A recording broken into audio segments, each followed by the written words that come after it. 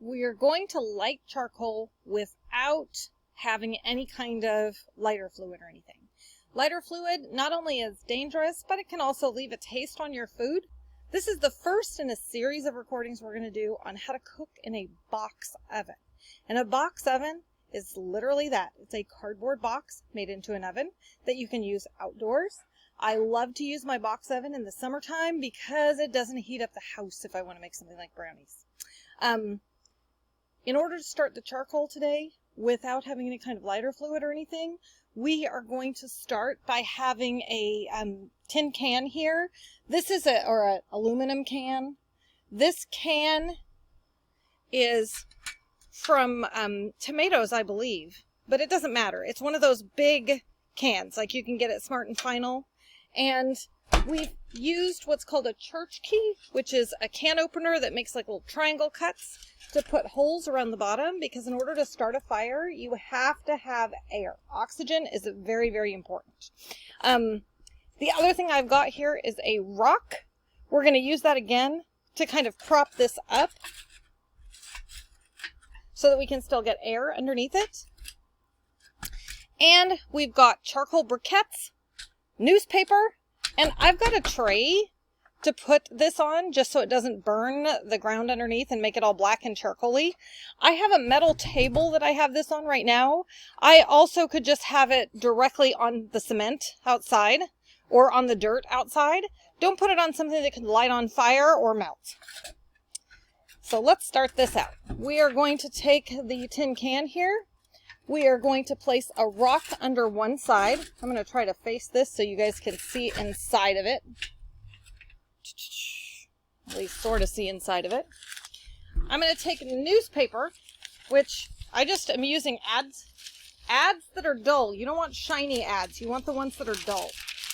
I'm going to take this newspaper and crinkle it up and put it down inside the can. I'll take another thing of newspaper, crinkle it up, and put it down inside the can. And then I'm going to take my charcoal briquettes and I'm going to put them right on top of that newspaper. I'm only using 9 today. Normally, if you were cooking on a barbecue, you would use a lot more than 9. But for me, I'm just cooking in a brick oven today, so I've only got 9 of them that I'm putting in there. Now that I've got my charcoal briquettes in there and I've got my newspaper, I'm going to light this on fire. You can light from the bottom. Well, hopefully I have some fuel in this. Okay, hang on. Oops. Yep, I got a fire there. It's hard to tell with this one. You're going to see that it's going to get flames, big flames in the beginning. This is a good thing, but this is not a good way to cook something. Big flames go out in a hurry usually, especially, that's why we use the newspaper just to get the charcoal going. But we want a sustained flame. We don't just want to take our meat or whatever we're cooking and have it blacken on the outside and not be cooked in the middle. We're going to get a lot of smoke from this. That is okay. That is normal.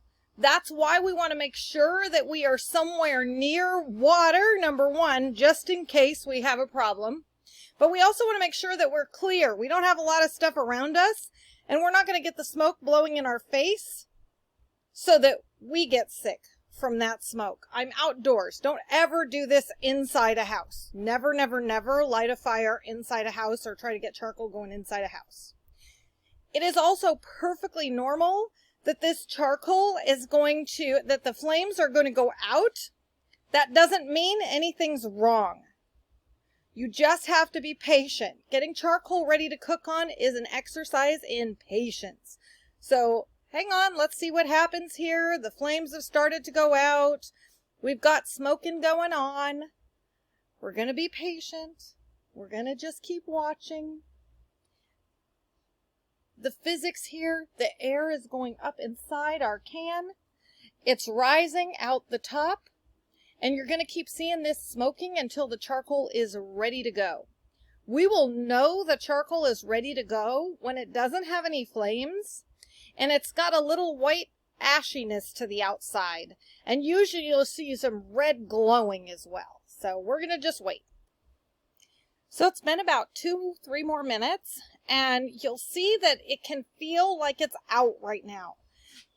I can feel the heat when I put my hand over it, not too close though, but I only see a little bit of smoke coming out, and I don't really see any flames at all anymore. However, I'm seeing the first hints that this charcoal is getting going by some white ashiness around a few of the bricks.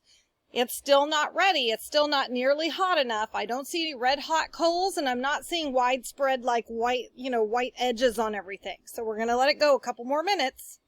Probably going to take about usually from the time you light the flames till the time the charcoal is ready is going to be probably 15 minutes, even as many as 20. We're at the 7-minute mark from when we lit the charcoal. You can see that it's starting to get a little more smoke, so the heat's picking up, starting to get a few more white edges, but we're not there yet. Okay, it's been over 10 minutes now, so I just want you to see, no panic yet, no panic. It's still going, but it's not ready. It's been 17 minutes. I'm starting to see some red glowing now. The heat has definitely kicked up a notch. It needs just probably 5 more minutes. So it's been about 20 minutes now. I'd say this charcoal is just about ready, except I had one piece that didn't really take off. It was off to the side. It wasn't touching any of the other coals. And so I used my tongs to kind of put this on top, and I'm just going to give it another minute or so to make sure that that one briquette takes off. Now, if I were barbecuing on a regular barbecue or grilling on a regular grill, this would not be a big deal. I'd just make sure that when I put it on my grill, it was touching something else. But I'm not going to be today. I'm going to be using a box oven where all the briquettes are going to be very separated. And yes, you keep hearing me right. I'm going to use this cardboard box that's over right here, cardboard box, with tinfoil to actually bake brownies. But that's another video. Okay, so we're ready to go now. It's taken about 25 minutes from beginning to end to be ready to put these charcoals on to cook with. They've got red heat underneath. I would not want to put my hand over it for very long because it is super, super hot. And these are ready to be moved to whatever surface I'm going to cook in. Now, again, like I said, today I'm going to be using this box over here and putting my coals in this pan underneath. I'm going to show you another video coming up this week on exactly how I'm going to cook in this oven, but I'll be back in just a second with the brownies that we bake from this, so you can at least see the end result. And now I'm going to take these coals. I can take this off right here. I've got my coals ready to go. You notice I did not take that off with my hands. I took it off with the clippers, or if I had a really, really good like barbecue mitt, I could lift it up.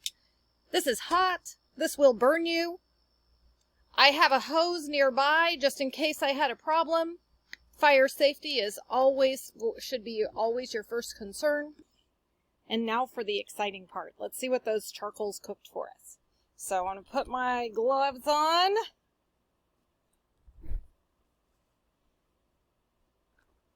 And I'm going to take the lid off of my box. And ta-da! Yes, I did. I baked chocolate brownies in my box oven. Next up, I'm going to teach you how to make one of these.